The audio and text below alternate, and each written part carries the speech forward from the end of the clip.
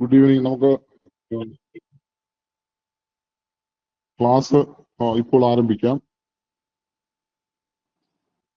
നമ്മൾ കഴിഞ്ഞ 4 ദിവസങ്ങളിൽ തുടർച്ചയായി ഡെമോ ക്ലാസ്സുകൾ നടത്തിയിരുന്നു. കോപ്പറേറ്റീവ് ലോയുടെയും ബാങ്കിങ്ങിന്റെയും ഒക്കെ ക്ലാസ്സുകളാണ് നടത്തിയിട്ടുള്ളത്. ആ ക്ലാസ്സുകളെല്ലാം വൈകിട്ട് 9 മണിക്കായിരുന്നു. ഇന്ന് നമ്മൾ 7 മണി സമയത്തിലെ കൂടി ഒരു സൗജന്യ ഡെമോ ക്ലാസ് ഉദ്യോഗസ്ഥർക്ക് വേണ്ടി നിശ്ചയിച്ച് നടത്തുകയാണ്. ഇന്ന് ബാങ്കിങ് ആണ് നമ്മൾ ഇന്നും എടുക്കുന്നത്. നിങ്ങൾക്കറിയാം, നമ്മുടെ സിലബസിന്റെ സിംഹഭാഗവും ബാങ്കിങ് ആണ് ഉൾപ്പെടുത്തിയിട്ടുള്ളത്.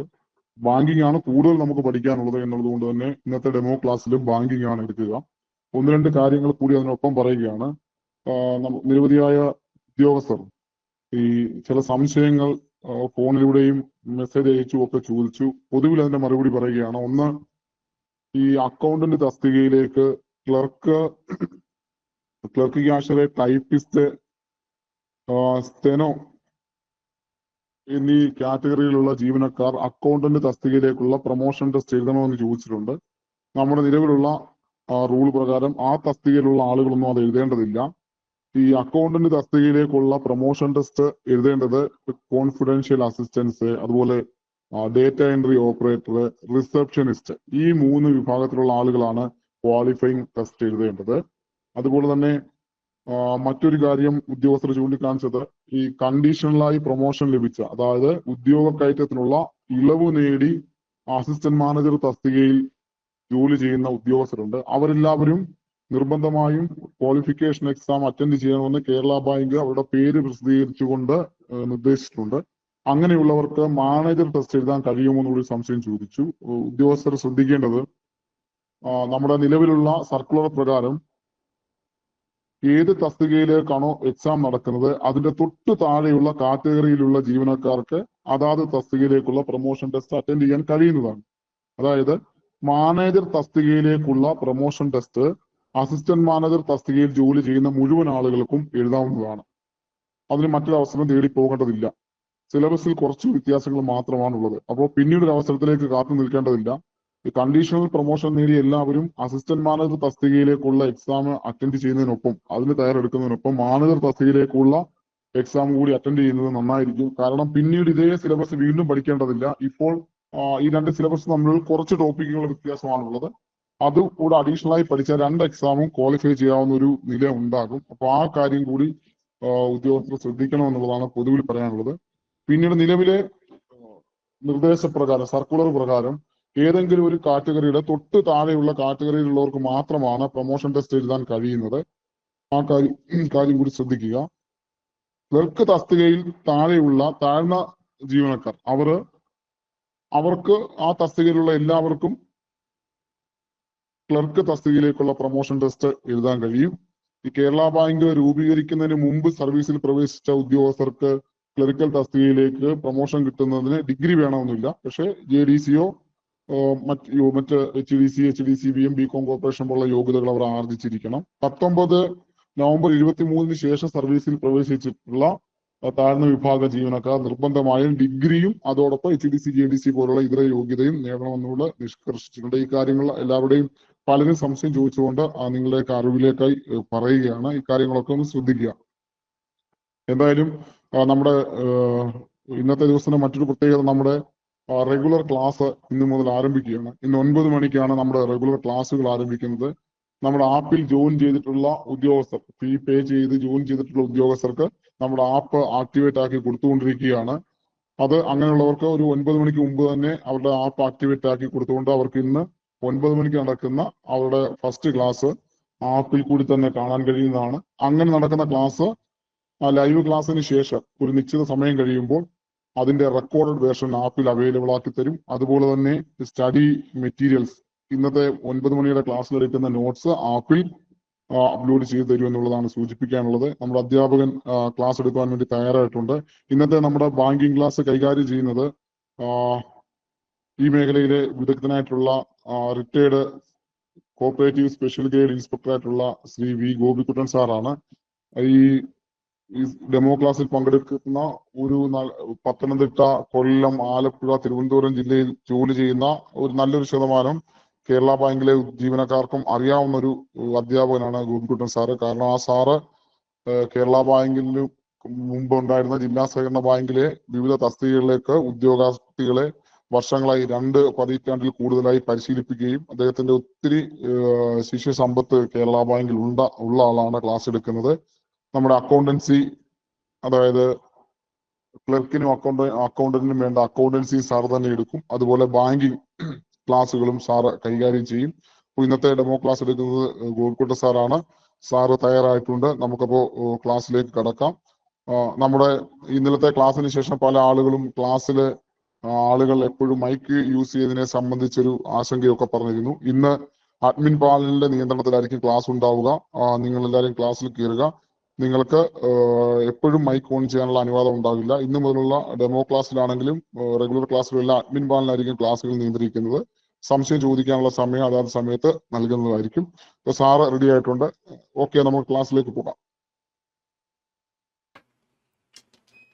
Good evening. എല്ലാവർക്കും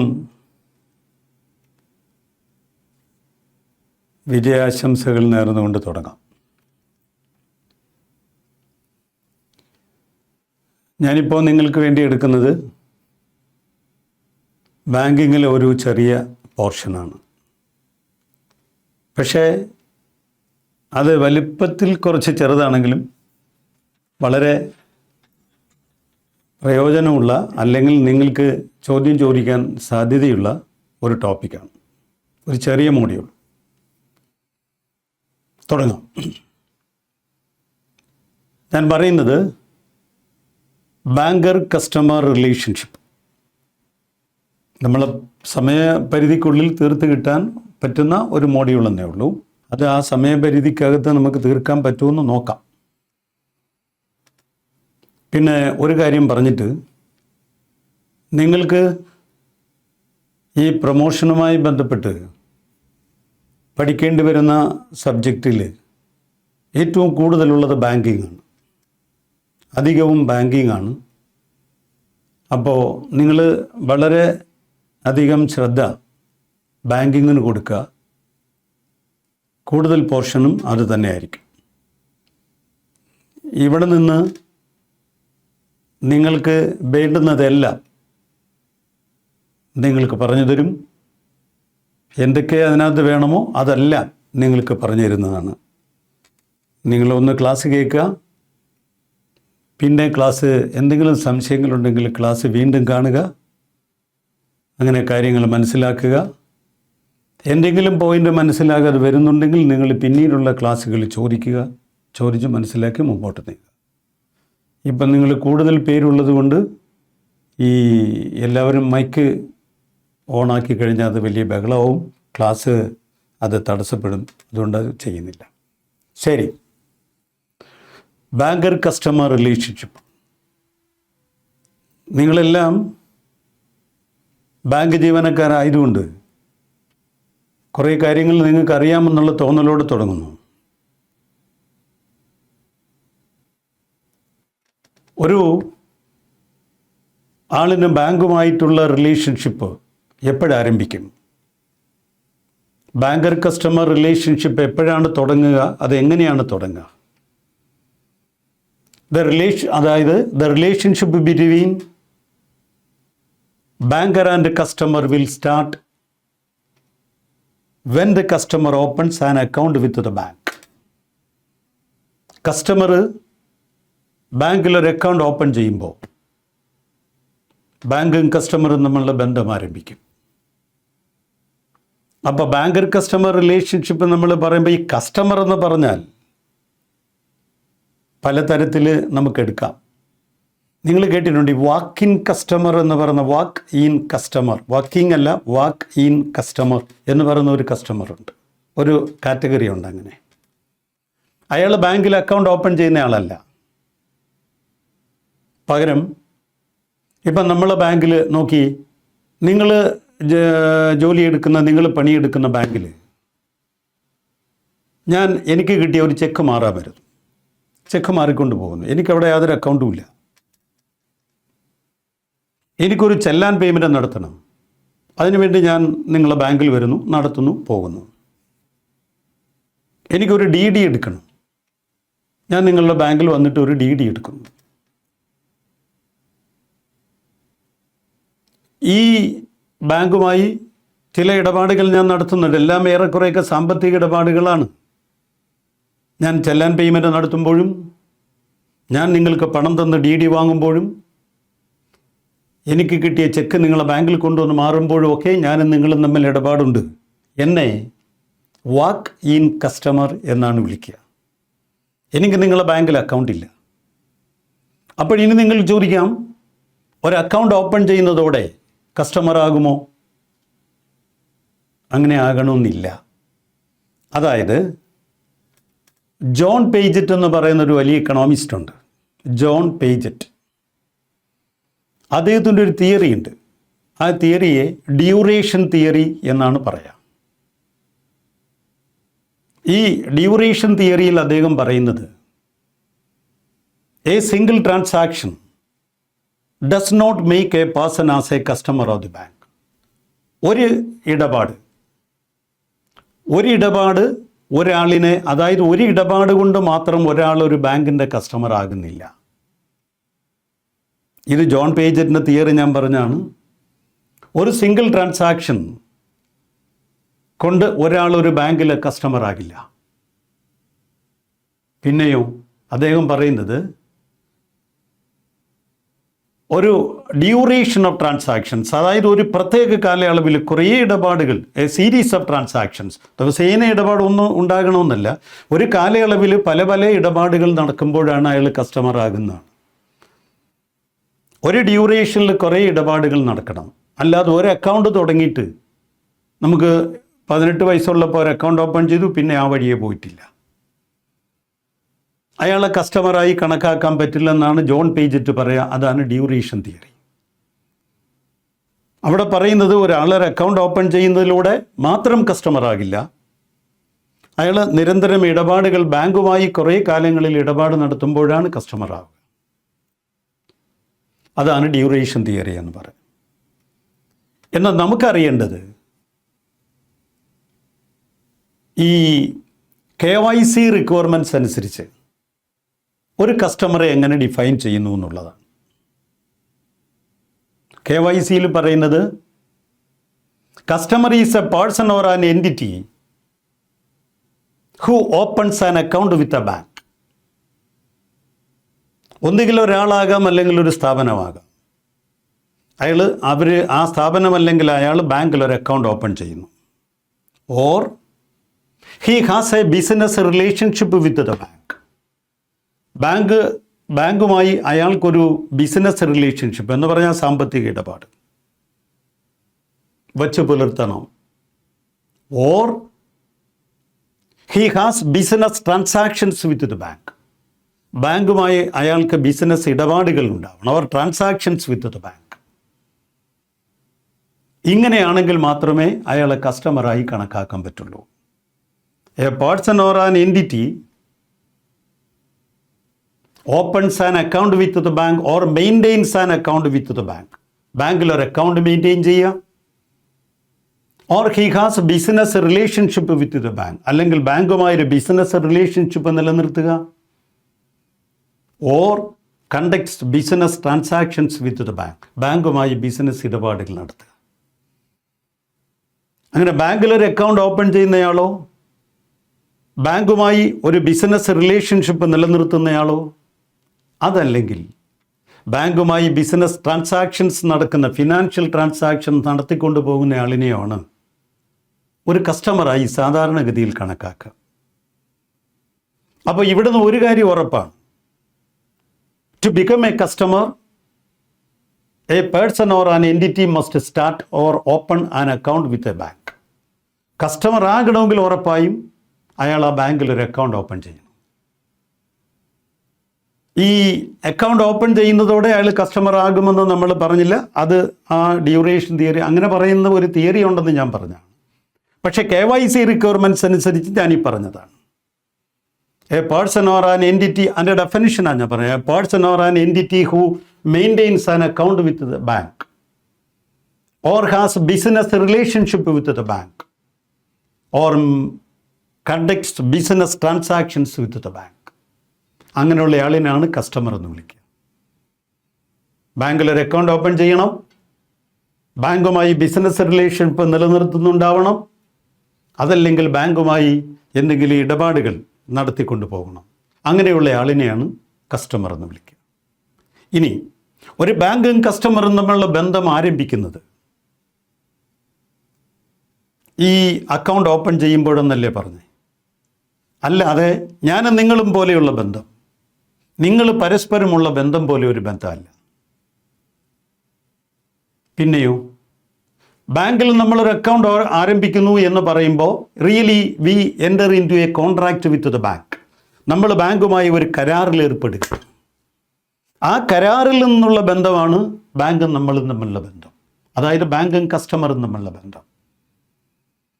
അപ്പോൾ ബാങ്കർ കസ്റ്റമർ റിലേഷൻഷിപ്പ് എന്ന് പറയുമ്പോൾ it is a contractual relationship between banker and customer. ബാങ്കിൽ കസ്റ്റമർ ഓപ്പൺ ചെയ്ത ഒരു അക്കൗണ്ടിൻ്റെ പേരിൽ അതൊരു കോൺട്രാക്റ്റ് തന്നെയാണ്. അതിൻ്റെ പേരിൽ ഉണ്ടാകുന്ന ഒരു ബന്ധമാണ് ബാങ്കും കസ്റ്റമറും. That is a contractual relationship. അപ്പോൾ ഈ ബാങ്കും കസ്റ്റമറും തമ്മിലുള്ള ബന്ധം നമ്മൾ പറയുമ്പോൾ ആ ബന്ധം എങ്ങനെയുള്ളതാണ് എന്നതിൻ്റെ അടിസ്ഥാനത്തിൽ മാറ്റങ്ങൾ വന്നുകൊണ്ടിരിക്കും. അതായത് ഞാൻ നിങ്ങൾക്ക് അധ്യാപകനാവാം,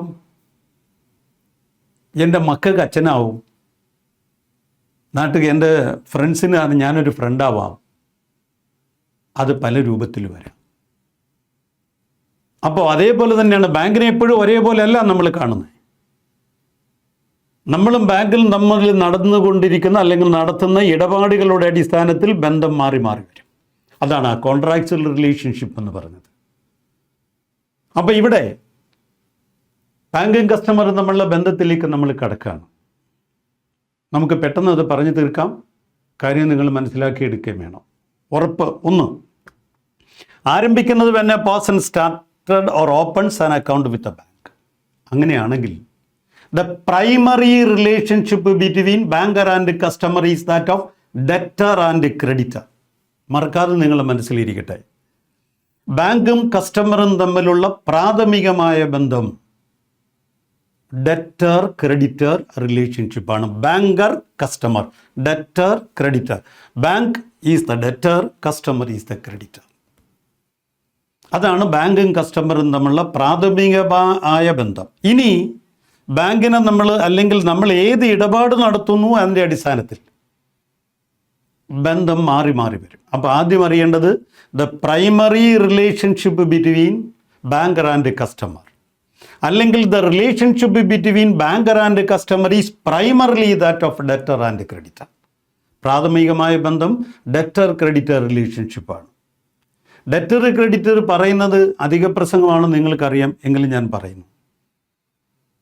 കടം വാങ്ങുന്നയാൾ ഡെറ്റർ. ഞാൻ നിങ്ങളെ ബാങ്കിൽ കൊണ്ടുവന്ന് പണം ഇടുന്നു എന്നിരിക്കട്ടെ. അപ്പം ഞാൻ ബാങ്കിൽ പണം ഡെപ്പോസിറ്റ് ചെയ്യുമ്പോൾ എൻ്റെ പണം ബാങ്കിൽ, ഞാൻ പണം ബാങ്കിന് കൊടുത്തു. ബാങ്ക് ഡെറ്റർ, ഞാൻ ക്രെഡിറ്റർ. ഞാൻ നിങ്ങൾക്ക് കടം തന്നാൽ നിങ്ങൾ ഡെറ്റർ, ഞാൻ ക്രെഡിറ്റർ. കടം വാങ്ങുന്നവൻ ഡെറ്റർ, കടം കൊടുത്തവൻ ക്രെഡിറ്റർ. അത്രയും കേട്ടാൽ മതി. അപ്പോൾ ബാങ്കും കസ്റ്റമറും തമ്മിലുള്ള പ്രാഥമികമായ ബന്ധം അതാണ് debtor and creditor. Bank debtor and creditor എന്ന് പറയുമ്പോൾ നിങ്ങൾ ആ പറയാൻ ശ്രദ്ധിച്ചോണം, relation between banker and customer is primarily that of debtor and creditor. അതായത് ബാങ്ക് ഡെറ്ററാണ്, കസ്റ്റമർ ക്രെഡിറ്ററാണ്. ഇനി ഈ ബന്ധത്തിൽ ഓരോരോ ഈവൻറ്റിൽ ഇതിന് മാറ്റങ്ങൾ വരും. അപ്പോൾ ആദ്യം ഞാൻ പറഞ്ഞു, ബന്ധം ആരംഭിക്കുന്നത് അക്കൗണ്ട് ഓപ്പൺ ചെയ്യുന്നതിലൂടെയാണ്. സാധാരണഗതിയിൽ നമ്മളിപ്പോൾ ഒരു നോഫറിൽ അക്കൗണ്ട് അല്ലെങ്കിൽ BSBDA അങ്ങനെയുള്ളതൊന്നും അല്ലാതിരിക്കട്ടെ. അങ്ങനെയാണെങ്കിൽ എന്തായാലും നമ്മളൊരു അക്കൗണ്ട് ഓപ്പൺ ചെയ്യുമ്പോൾ അതിനെന്ത് വേണ്ടി വരും? ഒരു ഇനിഷ്യൽ ഡെപ്പോസിറ്റ് വേണ്ടി വരും. അങ്ങനെയാണെങ്കിൽ കുറച്ച് പണം ഒരു ആളിൻ്റെ കയ്യിൽ നിന്ന് അത് ബാങ്കിലേക്ക് വരും. അപ്പോൾ തീർച്ചയായിട്ടും ബാങ്ക് ഡെറ്ററാവും, നമ്മൾ ക്രെഡിറ്ററാവും. അപ്പോൾ ഇനി ബാങ്കും കസ്റ്റമറും തമ്മിലുള്ള ബന്ധം നമുക്ക് കുറച്ചുകൂടി അകത്തേക്ക് പോയി പഠിക്കാം. ഇത് കുറേ കാര്യങ്ങൾ നമ്മൾ പറഞ്ഞിട്ടുണ്ട്. അതെല്ലാം നമുക്ക് ഇപ്പോൾ പറയാൻ പറ്റില്ല. അതിലേക്ക് ഞാൻ കുറേ ഓടിച്ച് ഞാൻ പറഞ്ഞു. അത് നമുക്ക് അത്രയും കാര്യങ്ങൾ മതി. ബാക്കിയുള്ളതൊക്കെ പിന്നീട് നിങ്ങൾക്ക് വളരെ വ്യക്തമായി പറഞ്ഞു തരുന്നതായിരിക്കും. ഒന്ന്, ഡെപ്പോസിറ്റ് വിത്ത് ദ ബാങ്ക്. പണം ബാങ്കിൽ ഡെപ്പോസിറ്റ് ചെയ്യുന്നു. അതായിരിക്കുമല്ലോ ആദ്യം നടക്കുക. അത് 1 രൂപ 2 രൂപ എന്നുള്ളതല്ല. ബാങ്കിൽ പണം ഡെപ്പോസിറ്റ് ചെയ്യുമ്പോൾ the relationship between banker and customer, ബാങ്കറും കസ്റ്റമറും തമ്മിലുള്ള ബന്ധം ഡെറ്റർ ക്രെഡിറ്റർ റിലേഷൻഷിപ്പാണ്. അത് തന്നെയാണ് പ്രാഥമികമായ ബന്ധവും. Primary relationship between banker and customer is a debtor creditor. അതാ ഇവിടെ പറഞ്ഞതും ദ ഡെപ്പോസിറ്റ് വിത്ത് ബാങ്ക്. പണം ബാങ്കിൽ ഡെപ്പോസിറ്റ് ചെയ്യുമ്പോൾ ബാങ്കർ ഡെറ്റർ ആവും, കസ്റ്റമർ ക്രെഡിറ്റർ ആവും. ദെൻ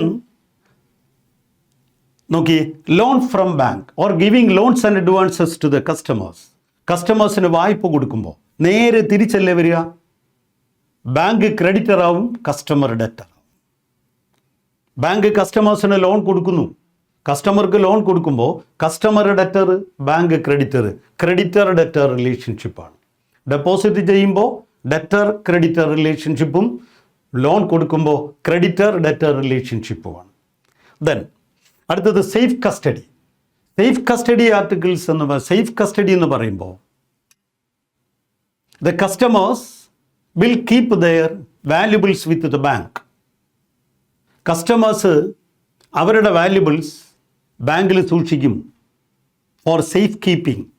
അതായത് വളരെ സുരക്ഷിതമായി വെക്കാനായി അല്ലെങ്കിൽ സൂക്ഷിക്കാനായി കസ്റ്റമേഴ്സ് അവരുടെ കയ്യിലുള്ള പണമാകാം, ഗോൾഡ് ആകാം, മറ്റു വാല്യുബിൾസ് ആവാം, ഡോക്യുമെൻറ്റ്സ് ആവാം, ഇതൊക്കെ ബാങ്കിനെ ഏൽപ്പിക്കാം.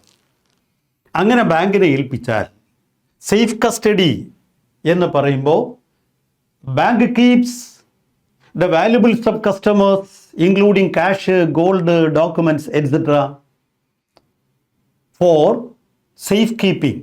ബാങ്കിൽ, അതായത് കസ്റ്റമർ കയ്യിൽ നിന്ന് അയാളുടെ വാല്യുബിൾസ് ബാങ്ക് വാങ്ങി സൂക്ഷിക്കുന്നു അണ്ടർ ദെയർ സേഫ് കസ്റ്റഡി. ഈ പ്രക്രിയ, ഇവിടെയുള്ള ബന്ധം എന്താണെന്ന് ചോദിച്ചാൽ ബെയിലി ബെയിലർ റിലേഷൻഷിപ്പ് എന്ന് പറയും. Bailey baler. അപ്പം നമുക്ക് പറയാം, നമുക്ക് എന്താണ് ഒരാളുടെ കൈവശമുള്ള ഒരു മൂവബിൾ ആയിട്ടുള്ള ആർട്ടിക്കിൾ. മൂവബിൾ എന്ന് പറഞ്ഞാൽ അറിയാലോ, ഒരു ലാൻഡ് ബിൽഡിംഗ് ഒഴികെയുള്ളത്. അപ്പോൾ ഒരാളുടെ കൈവശമുള്ള ഒരു മൂവബിൾ ആർട്ടിക്കിൾ അത് മറ്റൊരാളിന് കൈമാറുന്നു for a definite purpose or for a specific purpose. അതൊരു പ്രത്യേക ലക്ഷ്യത്തിന് വേണ്ടിയിട്ടാണ്, ഒരു പ്രത്യേക കാര്യത്തിന് വേണ്ടിയാണെങ്കിൽ അതിന് പറയുന്ന പേരാണ് bailment. Bailment is the transfer of possession of a movable article from one person to another for a definite purpose. Transfer of possession എന്ന് പറയുമ്പോൾ ഏതെങ്കിലും ഒരു സാധനത്തിൻ്റെ കൈവശാവകാശം അത് മറ്റൊരാളിന് കൈമാറുന്നു, കുറച്ച് നേരത്തേക്ക് അല്ലെങ്കിൽ ഒരു പ്രത്യേക ആവശ്യത്തിന് വേണ്ടി മറ്റൊരാളിന് കൈമാറുന്നു. ഇതാണ് ബെയിൽമെൻറ്റ്. എക്സാമ്പിൾ, ഇപ്പം എൻ്റെ വാച്ച് അത് ഓടുന്നില്ല. അപ്പം ഞാനൊരു വാച്ച് റിപ്പയറുകാരൻ്റെ കൈ കൊണ്ടു കൊടുത്തു, അത് നന്നാക്കാൻ കൊടുത്തു.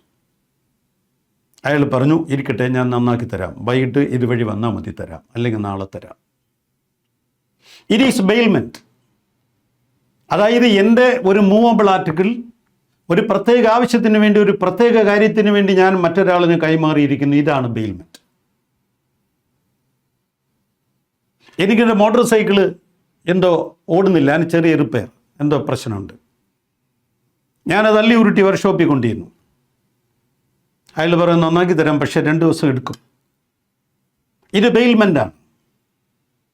Transfer of possession of a movable article from one person to another for a definite purpose. അതാണ് ബെയിൽമെൻറ്റ്.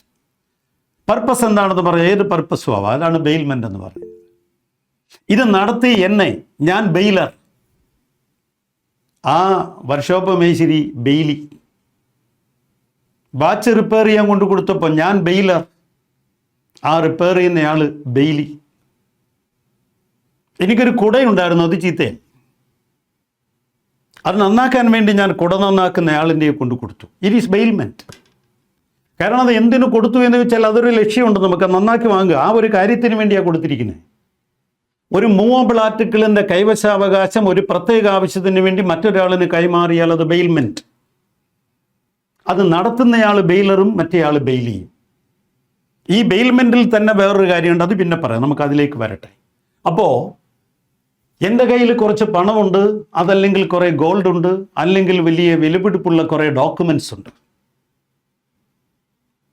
അത് ഞാൻ ബാങ്കിൽ എൻ്റെ ലോക്കറിൽ സൂക്ഷിക്കുന്നു എന്ന് പറഞ്ഞാൽ അതാണ് നമ്മൾ സേഫ് കസ്റ്റഡി എന്ന് പറഞ്ഞത്. കസ്റ്റമേഴ്സിൻ്റെ വാല്യുബിൾസ് ആയിട്ടുള്ള സാധനങ്ങളൊക്കെ ബാങ്കിൻ്റെ ലോക്കറിൽ സൂക്ഷിക്കാം. അങ്ങനെ സൂക്ഷിക്കുകയാണെങ്കിൽ ബാങ്ക് ബെയിലി, ഇത് കൊണ്ടു കൊടുക്കുന്നയാൾ ബെയിലർ. വേറൊരു ബന്ധം കൂടെയുണ്ട്, അത് പിന്നെ പറയാം. ബെയിലി ബെയിലർ എന്ന് പറയും. അപ്പോൾ ബെയിലി ആര്? ബെയിലി ബാങ്കും ഇത് ചെയ്യുന്നയാൾ, കൊണ്ടു കൊടുക്കുന്നയാൾ, ആരുടെ പ്രോപ്പർട്ടിയാണ്, ആരുടെ അസറ്റാണോ ഇങ്ങനെ കൈമാറുന്നത്, അയാൾ ബെയിലർ. അപ്പോൾ ബെയിൽമെൻറ്റ്, അത് സേഫ് കസ്റ്റഡിയിലെ ബന്ധം ബെയിലി ബെയിലർ. അടുത്തത് സേഫ് ഡെപ്പോസിറ്റ് ലോക്കർ അല്ലെങ്കിൽ സേഫ് ഡെപ്പോസിറ്റ് വാൾട്ട്. എന്താ വാൾട്ട് എന്നേ ഉള്ളൂ. സേഫ് ഡെപ്പോസിറ്റ് ലോക്കർ എന്ന് പറയുമ്പോൾ നിങ്ങൾക്കറിയാം, ലോക്കർ എന്ന് പറയുന്നത് ബാങ്കിൻ്റെ കെട്ടിടത്തിനകത്തെ ഒരു ഭാഗമാണ്. അത് ബാങ്കിൻ്റെ പ്രിമിസസിനകത്തെ ഒരു ഭാഗമാണ്. അത് ചിലപ്പോൾ ഒരു റൂമാവാം, അല്ലെങ്കിൽ ഒരു ചെറിയ അറയാവാം, ഒരു വങ്ക് പോലെ ഒരെണ്ണാവാം. എന്താണെങ്കിലും ബാങ്കിൻ്റെ കെട്ടിടത്തിൻ്റെ ഒരു ഭാഗമാണത്. അത് നിങ്ങൾ കസ്റ്റമേഴ്സിന് പാട്ടത്തിന് കൊടുക്കൂലേ, റെൻറ്റിന് കൊടുക്കും, ലീസിന് കൊടുക്കും.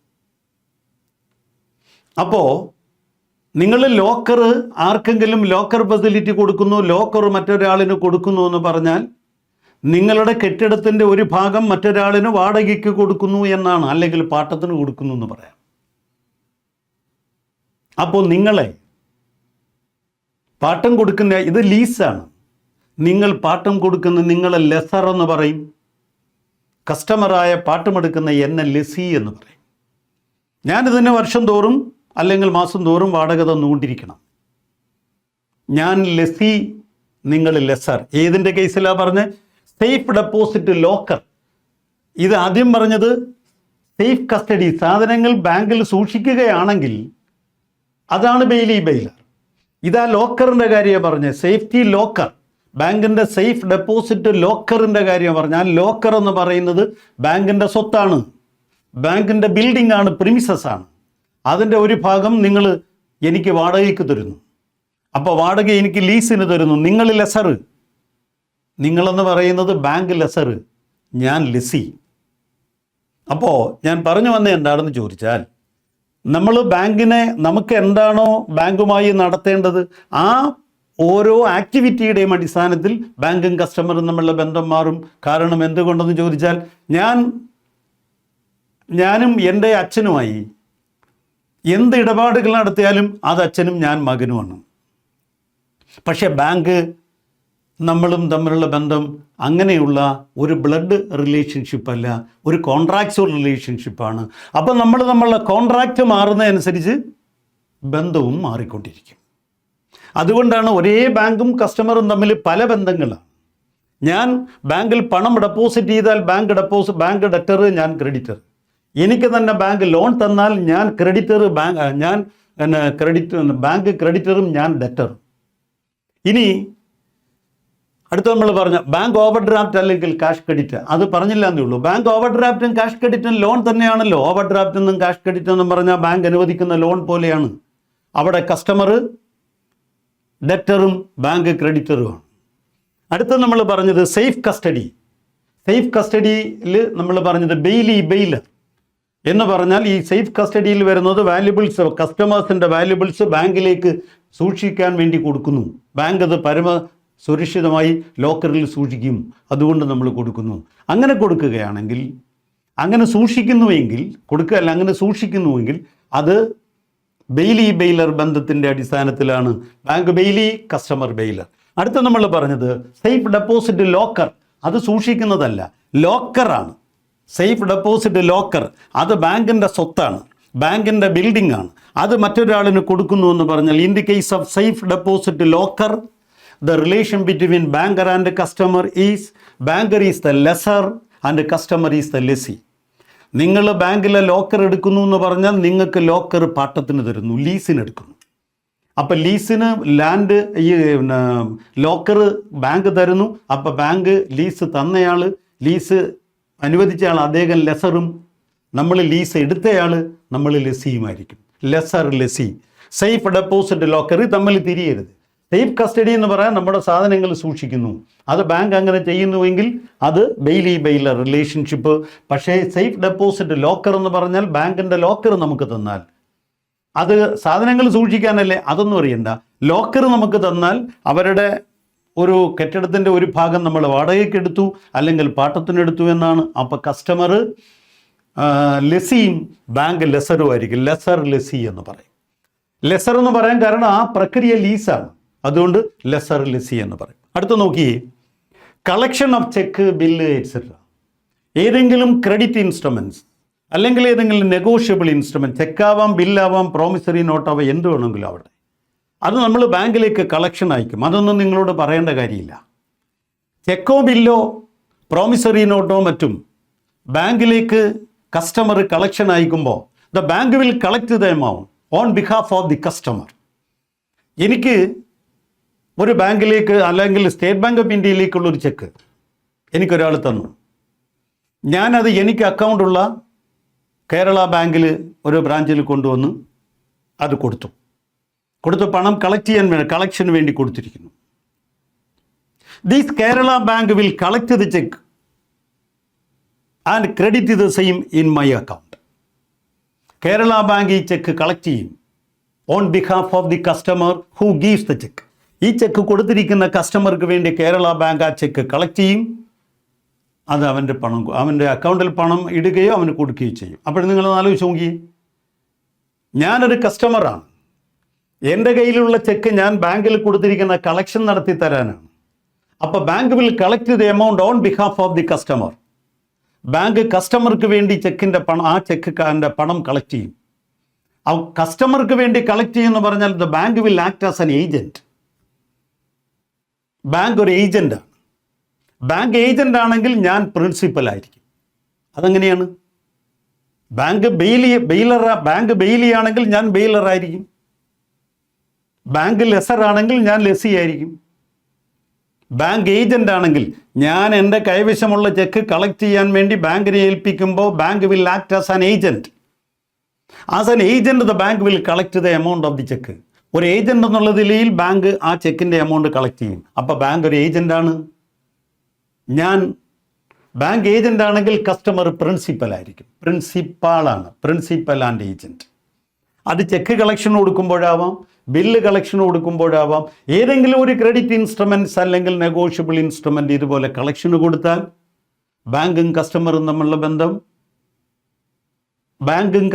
തമ്മിലുള്ള ബന്ധം ഏജൻറ്റ് പ്രിൻസിപ്പൽ റിലേഷൻഷിപ്പാണ്. ബാങ്ക് ഏജൻ്റ് ആയിരിക്കും, കസ്റ്റമർ പ്രിൻസിപ്പൽ ആയിരിക്കും. അടുത്തത്, when the cheque is collected by the bank. അത് നിങ്ങൾ പലപ്പോഴും ചോദിക്കാറില്ല, ശ്രദ്ധിച്ചോണം. ചെക്ക് ബാങ്ക് കളക്ട് ചെയ്തു എന്നിരിക്കട്ടെ, കളക്ട് ചെയ്ത് നിങ്ങളുടെ അക്കൗണ്ടിൽ ക്രെഡിറ്റ് ചെയ്യുകയാണെങ്കിൽ, നിങ്ങൾക്ക് വേണ്ടി പണം കളക്ട് ചെയ്യുമ്പോൾ അത് ബാങ്ക് ഒരു ഏജൻ്റ് എന്നുള്ള നിലയിലാണ്. പക്ഷേ ആ പണം നിങ്ങളുടെ അക്കൗണ്ടിൽ ക്രെഡിറ്റ് ചെയ്താൽ നിങ്ങളുടെ പണം ബാങ്കിൻ്റെ കയ്യിലുണ്ടെന്നാണ് അല്ലേ? അപ്പോൾ നിങ്ങളുടെ പണം ബാങ്കിൻ്റെ കയ്യിൽ, നിങ്ങൾ പണം കളക്ട് ചെയ്ത് നിങ്ങളുടെ അക്കൗണ്ടിൽ ക്രെഡിറ്റ് ചെയ്താൽ ബാങ്ക് ഡെറ്ററും നിങ്ങൾ ക്രെഡിറ്ററുമാണ്. കാരണം നമ്മുടെ പണം ബാങ്കിലായില്ലേ. നമ്മൾ ചെക്ക് കളക്ഷന് വേണ്ടി കൊടുക്കുമ്പോൾ കളക്ഷൻ ഓഫ് ചെക്ക് എന്ന് പറയുമ്പോൾ ഇങ്ങനെയാണ്. അത് ചെക്കാണെങ്കിലും ബില്ലാണെങ്കിലും ബാങ്ക് ഏജൻറ്റും കസ്റ്റമർ പ്രിൻസിപ്പലുമാണ്. ഈ പണം കളക്ട് ചെയ്ത് കസ്റ്റമറുടെ അക്കൗണ്ടിൽ ക്രെഡിറ്റ് ചെയ്തു എന്നിരിക്കട്ടെ. ക്രെഡിറ്റ് ചെയ്താൽ അവിടെ ഏജൻ്റ് എന്നുള്ള നിലയിലാണ് ക്രെഡിറ്റ് ചെയ്തത്. പക്ഷെ ബാങ്ക് ഡെറ്ററാവും, കസ്റ്റമർ ക്രെഡിറ്ററാവും. ഞാൻ ബാങ്കിൽ പണം ഡെപ്പോസിറ്റ് ചെയ്ത പോലെ വരില്ലേ? എൻ്റെ കയ്യിലുള്ള ഒരു 10,000 രൂപ കൊണ്ട് എൻ്റെ ബാങ്കിലിട്ടാൽ അത് ഡെപ്പോസിറ്റ് ചെയ്തു. അപ്പോൾ എൻ്റെ അക്കൗണ്ടിൽ അത്രയും പണം വന്നു, ബാങ്ക് ഡെറ്ററായി, ഞാൻ ക്രെഡിറ്ററായി. ഞാൻ കൊടുത്ത ചെക്കിൻ്റെ പണം കളക്ട് ചെയ്ത് എൻ്റെ അക്കൗണ്ടിൽ ക്രെഡിറ്റ് ചെയ്താൽ ബാങ്ക് ഡെറ്ററാണ്, ഞാൻ ക്രെഡിറ്ററാണ്. ഇവിടെ പറഞ്ഞിരിക്കുന്നതാണ്, when the amount is collected and credited by the bank. Amount collect ചെയ്ത് ബാങ്ക് ക്രെഡിറ്റ് ചെയ്താൽ ബാങ്ക് ഡെറ്ററും നമ്മൾ ക്രെഡിറ്ററുമാണ്. നമ്മൾ ബാങ്ക് ഡെറ്ററാണെങ്കിൽ നമ്മൾ ക്രെഡിറ്ററാണ്. അടുത്ത് നോക്കി, purchase of draft. Okay, purchase of draft. ഞാൻ ഇപ്പം നിങ്ങൾ തന്നെ ആലോചിക്കുക, എനിക്ക് ഒരാവശ്യത്തിന് ഒരു DD എടുക്കണം, അറിയാലോ. അപ്പം ഞാൻ ബാങ്കിൽ വന്നൊരു DD എടുക്കുന്നു. DDയിൽ ആ DD കാശ് കൊടുത്ത് DD വാങ്ങുന്ന ഞാൻ DDയുടെ ഒരു കക്ഷിയല്ല. ഞാൻ വെറും പർച്ചേസർ ഓഫ് ദി DDയുടെ വാങ്ങുന്നയാൾ മാത്രമാണ്. എന്നെ DDയുടെ ഒരു കക്ഷിയല്ല. DDയുടെ കക്ഷികൾ ആരൊക്കെ? DDയുടെ കക്ഷികൾ എന്ന് പറയുന്നത്, ഒന്ന്, നിങ്ങളിപ്പോൾ ഏത് ബ്രാഞ്ചിൽ നിന്നാണോ DD വാങ്ങുന്നത് ആ ബ്രാഞ്ചാണ് ഒരു കക്ഷി.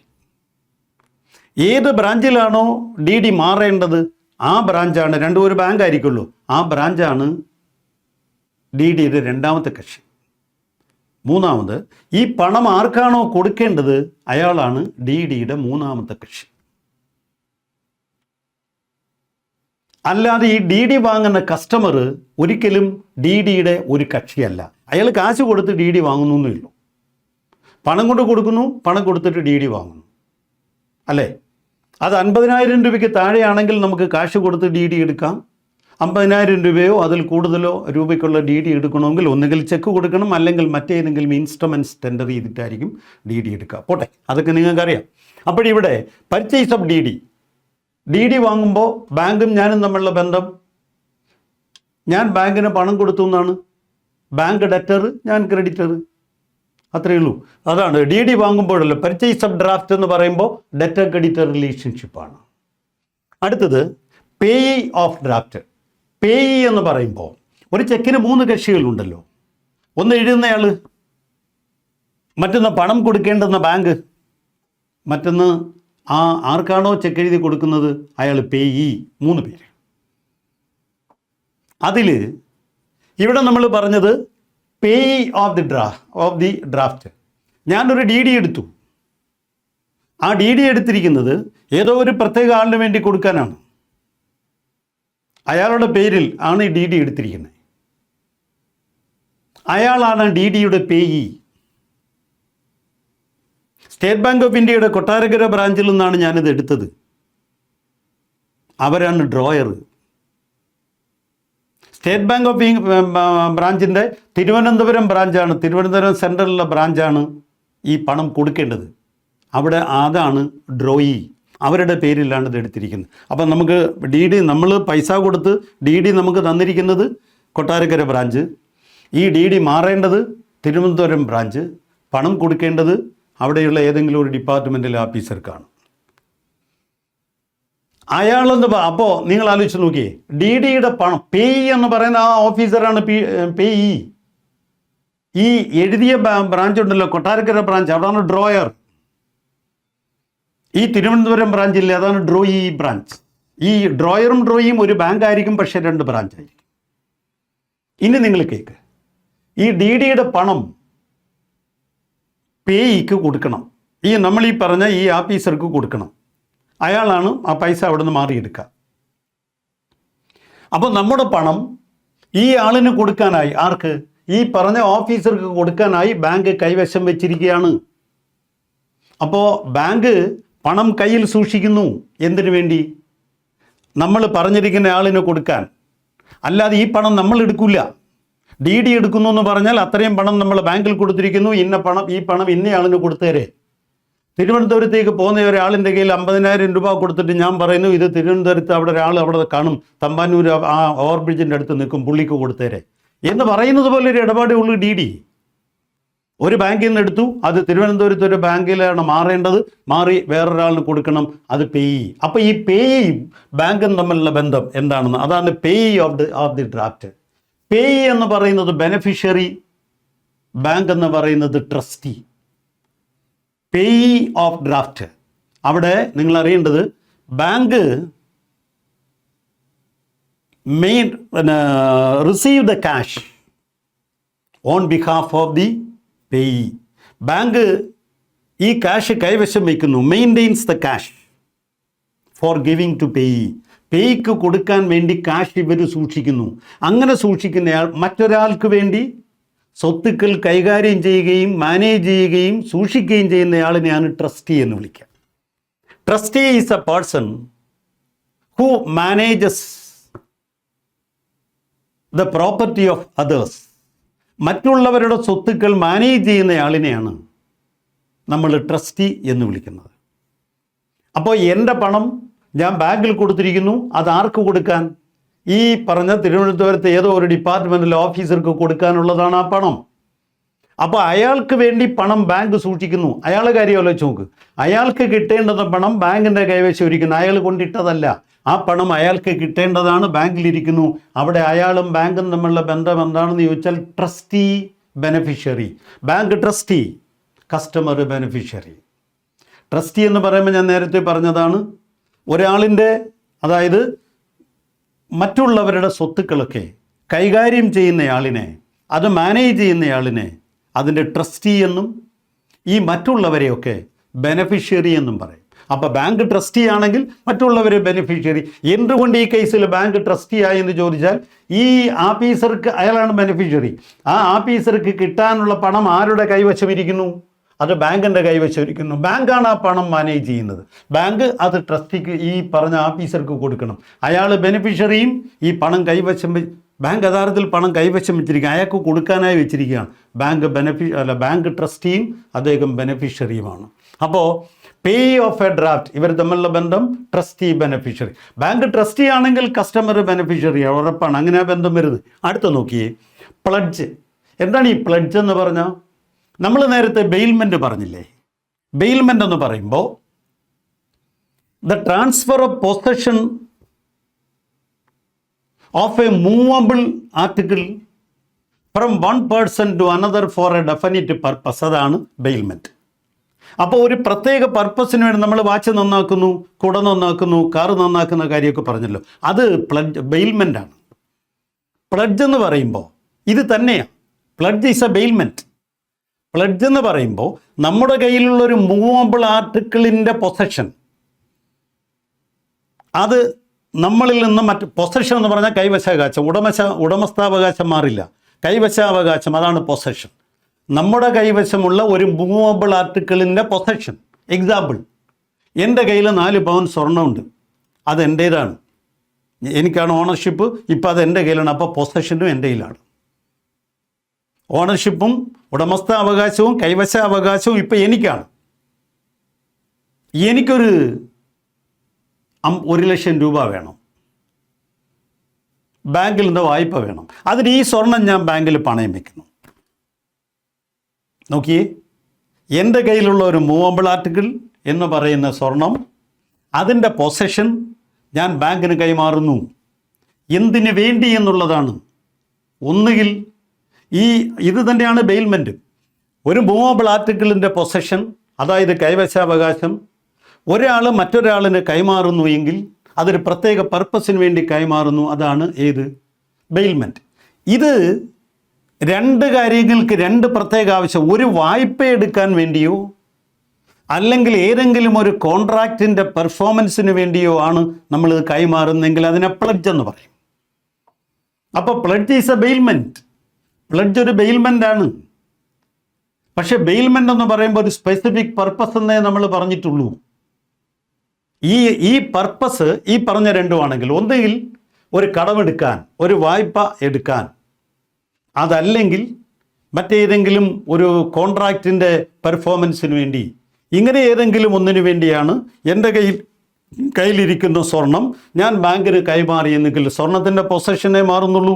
മാനേർക്ക് ഞാൻ ഉടമസ്ഥാവകാശം കൊടുത്തിട്ടില്ല, അതിൻ്റെ പൊസഷൻ ഞാൻ അവർക്ക് കൊടുക്കുന്നു. അതാണ് പ്ലഡ്ജ് എന്ന് പറയുന്നത്. പ്ലഡ്ജ് അല്ലെങ്കിൽ അതിനെ പോൺ എന്ന് പറയും. PAWN, pawn. പ്ലഡ്ജ് അല്ലെങ്കിൽ പോൺ. അപ്പോൾ പ്ലഡ്ജ് ബെയിൽമെൻ്റാണ്. പ്ലഡ്ജും ബെയിൽമെൻറ്റും തമ്മിലുള്ള വ്യത്യാസം എന്ന് പറയുന്നത്, ബെയിൽമെൻ്റ് എന്ന് പറയുമ്പോൾ ഒരു പ്രത്യേക പർപ്പസിന് വേണ്ടി നടത്തുന്നു. ആ പർപ്പസ് ഇത് 2ഉമാണെങ്കിൽ, എങ്ങനെ? Either for obtaining a loan or for performing a contract. ഒന്നുകിൽ ഒരു വായ്പ എടുക്കുന്നതിന് വേണ്ടിയോ അല്ലെങ്കിൽ ഒരു കരാറിൻ്റെ പൂർത്തീകരണത്തിന് വേണ്ടിയോ ആണ് എൻ്റെ കയ്യിലുള്ള സ്വർണത്തിൻ്റെ കൈവശാവകാശം നിങ്ങൾക്ക് തരുന്നത് എങ്കിൽ അതിനെ പ്ലഡ്ജ് അല്ലെങ്കിൽ പോൺ എന്ന് പറയും. അപ്പോൾ ഇത് പണയം, അത് പ്ലഡ്ജാണ്, ബെയിൽമെൻ്റ് അല്ല, അത് പ്ലഡ്ജ്. കാരണം സ്വർണം ഞാൻ നിങ്ങൾക്ക് കൈമാറി. എന്തിന് കൈമാറി എന്നുള്ളതാണ്.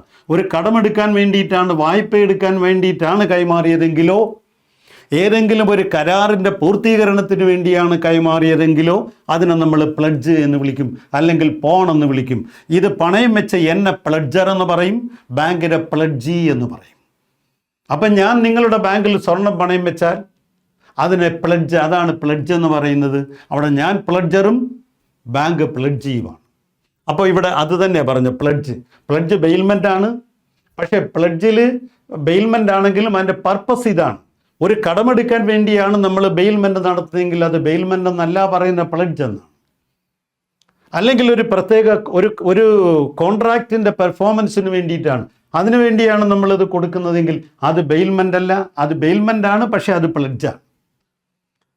അപ്പോൾ ഇവിടെ പ്ലഡ്ജ് എന്ന് പറയുമ്പോൾ പ്ലഡ്ജി, അതായത് ബാങ്ക് പ്ലഡ്ജി, കസ്റ്റമർ പ്ലഡ്ജർ, അല്ലെങ്കിൽ ബാങ്ക് പോണി, കസ്റ്റമർ പോണർ. PA ഞാൻ പറഞ്ഞല്ലോ പ്ലഡ്ജിനെ പോണെന്ന് പറയാമെന്ന്.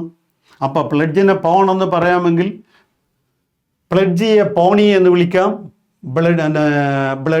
പ്ലഡ്ജറെ പോണർ എന്ന് വിളിക്കാം. പ്ലഡ്ജർ എന്ന് പറയുമ്പോൾ പോണർ, അല്ലെങ്കിൽ പ്ലഡ്ജർ അല്ലെങ്കിൽ പോണർ, പ്ലഡ്ജി അല്ലെങ്കിൽ പോണി. ദെൻ അടുത്തത് മോർഗേജ്.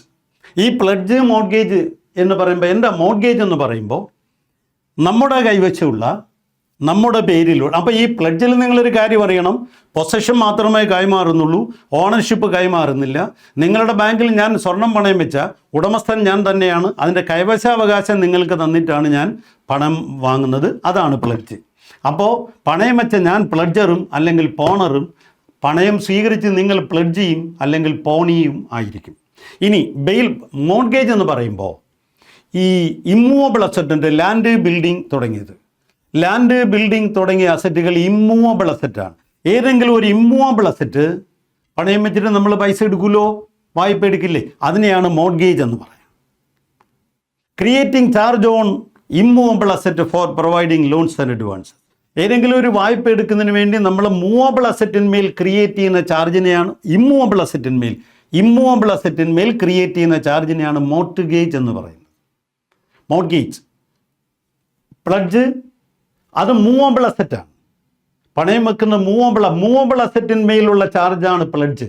ഇമ്മൂവബിൾ അസറ്റിന്മേൽ ബാങ്ക് ക്രിയേറ്റ് ചെയ്യുന്ന ചാർജാണ് മോർഗേജ് എന്ന് പറയുക. അപ്പോൾ ഈ മോർഗേജ് നടത്തുന്നയാൾ, അതായത് വായ്പ എടുക്കുന്ന ഞാൻ മോർഗേജറും ബാങ്ക് മോർഗേജിയുമാണ്. മോർഗേജ് എന്ന് പറയുമ്പോൾ creating charge on immovable asset for securing loan. വായ്പയെ മറ്റും എടുക്കാൻ വേണ്ടി ഒരു ഇമ്മൂവബിൾ അസറ്റിൽ ക്രിയേറ്റ് ചെയ്യുന്ന ചാർജാണ് മോർഗേജ് എന്ന് പറയുന്നത്. അപ്പോൾ മോർഗേജ് നടത്തുന്ന ഞാൻ എൻ്റെ ലാൻഡോ ബിൽഡിങ്ങോ ബാങ്കിൽ പണയം വെച്ച് പൈസ എടുക്കുന്നു, ദാറ്റ് ഈസ് മോർഗേജ്. എൻ്റെ സ്വർണം പണയം വെച്ച് പൈസ എടുക്കുന്നു, അത് പ്ലഡ്ജ് അല്ലേ. അപ്പോൾ മോർഗേജ് എന്ന് പറയുമ്പോൾ മോർഗേജിലെ ബാങ്കും കസ്റ്റമറും തമ്മിലുള്ള ബന്ധം, customer is mortgagor and bank is mortgagee. കസ്റ്റമറിനെ മോർഗേജർ എന്ന് വിളിക്കും, ബാങ്കിനെ മോർഗേജി എന്ന് പറയും. മോർഗേജ്. പ്ലഡ്ജ് ആണെങ്കിൽ പ്ലഡ്ജർ, പ്ലഡ്ജി, ബാങ്ക്. അടുത്തത് മോർഗേജർ, മോർഗേജി. അടുത്ത് നോക്കിയേ, execution of standing instructions. Execution of standing instructions എന്ന് പറഞ്ഞാൽ നമുക്കറിയാം, നിങ്ങളെ ബാങ്ക് കസ്റ്റമേഴ്സിന് വേണ്ടി ഒരുപാട് സേവനങ്ങളൊക്കെ ചെയ്യാറുണ്ട്. സാധാരണ കൊമേഴ്ഷ്യൽ ബാങ്കുകൾ അവരുടെ ഫങ്ഷൻസിൽ വരുന്നതാണല്ലോ. അതായത് നമ്മൾ പറയുന്നു സെക്കൻഡറി ഫങ്ഷൻസിൽ ജനറൽ യൂട്ടിലിറ്റി ഫങ്ഷൻ എന്നും ഏജൻസി ഫങ്ഷൻ എന്നും ഒക്കെ പറയും. അപ്പോൾ ഈ ഏജൻസി ഫങ്ഷൻ എന്ന് പറയുമ്പോൾ ബാങ്ക് കസ്റ്റമർക്ക് വേണ്ടി ചില സേവനങ്ങൾ ചെയ്യാറുണ്ട്, ആവശ്യക്കാർക്ക്. പൊതുവേ ചെയ്യുന്നതല്ല, ആവശ്യക്കാർക്ക് വേണ്ടി ചെയ്യും. എന്താണ് ഏജൻസി ഫങ്ഷൻ എന്ന് പറയുന്നത്? എക്സാമ്പിൾ, നിങ്ങളുടെ ബാങ്കിൽ യൂസഫ് അലി മുതലാളിക്ക് ഒരു അക്കൗണ്ട് ഉണ്ട്. അദ്ദേഹം നിങ്ങളോട് പറയുന്നു, അദ്ദേഹത്തിൻ്റെ ഫ്ലാറ്റിൻ്റെ വാടക മാസം തോറും നിങ്ങളങ്ങ് അടച്ചേക്കണം, ആ ഉടമയുടെ അക്കൗണ്ടിലേക്ക് മാറ്റണം. അല്ലെങ്കിൽ അദ്ദേഹം നിങ്ങളോട് പറയുന്നു, അദ്ദേഹത്തിൻ്റെ ഇപ്പോൾ കൊല്ലത്തുള്ള അല്ലെങ്കിൽ തിരുവനന്തപുരത്തുള്ള ഷോപ്പിംഗ് മാളിൻ്റെ ഇലക്ട്രിസിറ്റി ബില്ല് നിങ്ങളുടെ പേരിൽ വരും, നിങ്ങളതങ്ങ് അടച്ചേക്കണം. മറ്റൊന്ന്, അദ്ദേഹം തന്നെ പറയുന്നു, ഇത് അദ്ദേഹത്തെ പിടിച്ച് എന്താണെന്ന് ചോദിച്ചാൽ കാര്യമുണ്ട്. എന്നെപ്പോലെ ഒരാൾ വന്നൊരു അത്ത് വന്ന് ഇങ്ങനെ പറഞ്ഞെങ്കിൽ ചെയ്യൂ? ഇല്ല. അപ്പോൾ അതുകൊണ്ടാണ് അദ്ദേഹം പറയുന്നു അദ്ദേഹത്തിൻ്റെയും ഭാര്യയുടെയും മക്കളുടെയും ഇൻഷുറൻസ് പ്രീമിയം ഉണ്ട്. അത് ഓരോ 3 മാസം കൂടുമ്പോഴും ഇത്ര ലക്ഷം രൂപ വീതമുണ്ട്, അത് അടച്ചേക്കണം. ഉറപ്പായും ബാങ്ക് ആ കസ്റ്റമർക്ക് വേണ്ടി ഈ പറഞ്ഞ കാര്യങ്ങളൊക്കെ ചെയ്യും. It is an agency function of the bank. അത് ബാങ്കിൻ്റെ ഒരു ഏജൻസി ഫംഗ്ഷനാണ്. ഇത്തരം കാര്യങ്ങൾ. അപ്പോൾ സ്റ്റാൻഡിങ് ഇൻസ്ട്രക്ഷൻ എന്ന് പറഞ്ഞാൽ എക്സിക്യൂഷൻ ഓഫ് സ്റ്റാൻഡിങ് ഇൻസ്ട്രക്ഷൻ എന്ന് പറഞ്ഞാൽ അതാണ്. നമ്മൾ നിർദ്ദേശം ബാങ്കിന് കൊടുത്തിട്ടുണ്ട്. എങ്ങനെ? അപ്പോൾ അദ്ദേഹത്തിനെന്ന് പറയാം, അദ്ദേഹം നിങ്ങളെ സംബന്ധിച്ചിടത്തോളം വളരെ റിലയബിൾ ആയിട്ടുള്ളൊരു കസ്റ്റമറാണ്. ആ കസ്റ്റമറെ ഒഴിവാക്കാൻ നിങ്ങൾക്ക് പറ്റില്ല. അതുകൊണ്ട് ആ കസ്റ്റമർ ഇങ്ങനെയുള്ള കാര്യങ്ങളൊക്കെ പറഞ്ഞാൽ ചെയ്യും. മറ്റൊരു കസ്റ്റമർ പറഞ്ഞാലും ചെയ്യേണ്ടതാണ്, അത് നിങ്ങൾ ചെയ്യത്തില്ല. അപ്പോൾ ഇങ്ങനെ ചെയ്യുന്നത് എന്താണെന്ന് ചോദിച്ചാൽ, അദ്ദേഹത്തിൻ്റെ അക്കൗണ്ട് നിങ്ങളുടെ ബാങ്കിൽ നിന്ന് നിങ്ങളുടെ ഈ നിസ്സഹകരണം കൊണ്ട് അദ്ദേഹത്തിൻ്റെ ഇൻഷുറൻസ് പ്രീമിയം അടയ്ക്കാൻ, ലൈഫ് ഇൻഷുറൻസ് പ്രീമിയം അടക്കണമെന്ന് പറഞ്ഞു, നിങ്ങൾ അടച്ചില്ല. നിങ്ങൾ പറഞ്ഞു ബാങ്കിന് അതിൻ്റെ ജോലിയില്ല, നമ്മൾ അടക്കത്തില്ല എന്ന് പറഞ്ഞു എന്നിരിക്കട്ടെ. അദ്ദേഹം അക്കൗണ്ട് പിൻവലിക്കുന്നു. കോടിക്കണക്കിന് രൂപയുടെ ഇടപാട് ദിവസേന നടക്കുന്ന ഒരു അക്കൗണ്ടാണ്. ആ അക്കൗണ്ട് പിൻവലിക്കുന്നു. നിങ്ങളുടെ സ്ഥിതി എന്താവും? അങ്ങേയറ്റം മുതൽ മേലറ്റം മുതൽ താഴെയറ്റം വരെ നിങ്ങൾ എഴഞ്ഞ് ഇതിന് മറുപടി പറയേണ്ടി വരും. ചിലപ്പോൾ പണിയും തെറിക്കും. പക്ഷേ ഞാനാണ് നിങ്ങളോട് പറഞ്ഞത് എൻ്റെ ഇൻഷുറൻസ് പ്രീമിയം അടയ്ക്കണം.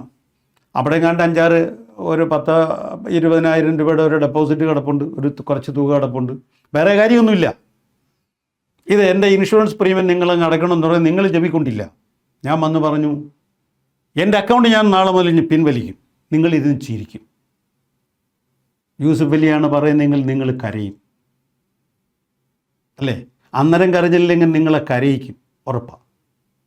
അപ്പോൾ അതുകൊണ്ട് ബാങ്ക് കസ്റ്റമേഴ്സിന് വേണ്ടി ഇങ്ങനെ കൊടുത്തിരിക്കുന്ന നിർദ്ദേശങ്ങൾ പാലിക്കും. അത് പാലിക്കുക എന്ന് പറയുന്നത് ബാങ്കിൻ്റെ ഏജൻസി ഫംഗ്ഷനാണ്. Execution of standing orders is an agency function of the bank. അപ്പോൾ ബാങ്ക് ഏജൻ്റ് ആയിരിക്കും ആ കസ്റ്റമർ. ഇപ്പം ഞാൻ പറയാം, യൂസുഫ് അലി മുതലാളിക്ക് വേണ്ടിയാണ് ചെയ്യുന്നതെങ്കിൽ ബാങ്ക് ഏജൻറ്റ്, അദ്ദേഹം പ്രിൻസിപ്പൽ. ബാങ്ക് ഏജൻ്റ് ആണെങ്കിൽ അദ്ദേഹം പ്രിൻസിപ്പൽ. ഞാൻ സാറാണെങ്കിൽ നിങ്ങൾ കുട്ടി എന്ന് പറയുന്ന പോലെയാണ്. ബാങ്ക് ഏജൻ്റ് ആണെങ്കിൽ അദ്ദേഹം പ്രിൻസിപ്പൽ ആയിരിക്കും. അടുത്തത് sale or purchase of securities on behalf of the customer. കസ്റ്റമറായി എനിക്ക് വേണ്ടി, ഞാനൊരു കസ്റ്റമറാണ്, എനിക്ക് വേണ്ടി കുറേ ഷെയറോ അല്ലെങ്കിൽ മറ്റ് സെക്യൂരിറ്റീസോ വാങ്ങാൻ നിങ്ങളെ ഏൽപ്പിച്ചിട്ടുണ്ട്. ബാങ്ക് ചെയ്യും. അപ്പോൾ കസ്റ്റമേഴ്സിന് വേണ്ടി ഞാനൊരു കസ്റ്റമറാണ്, എനിക്ക് വേണ്ടി എൻ്റെ ഇൻഷുറൻസ് പ്രീമിയം അടയ്ക്കാൻ പറഞ്ഞാൽ അടയ്ക്കും, എൻ്റെ ഫ്ലാറ്റിൻ്റെ വാടക അടയ്ക്കും, എൻ്റെ കറണ്ട് ബില്ല് നിങ്ങൾ അടയ്ക്കും, എൻ്റെ വാട്ടർ സപ്ലൈ ബില്ല് നിങ്ങൾ അടയ്ക്കും. അതേപോലെ തന്നെയാണ് എനിക്ക് വേണ്ടി ഷെയറോ സെക്യൂരിറ്റീസോ ഡിബഞ്ചേഴ്സോ വാങ്ങാൻ ഞാൻ നിങ്ങളെ ഏൽപ്പിച്ചിട്ടുണ്ടെങ്കിൽ നിങ്ങൾക്ക് വാങ്ങാം.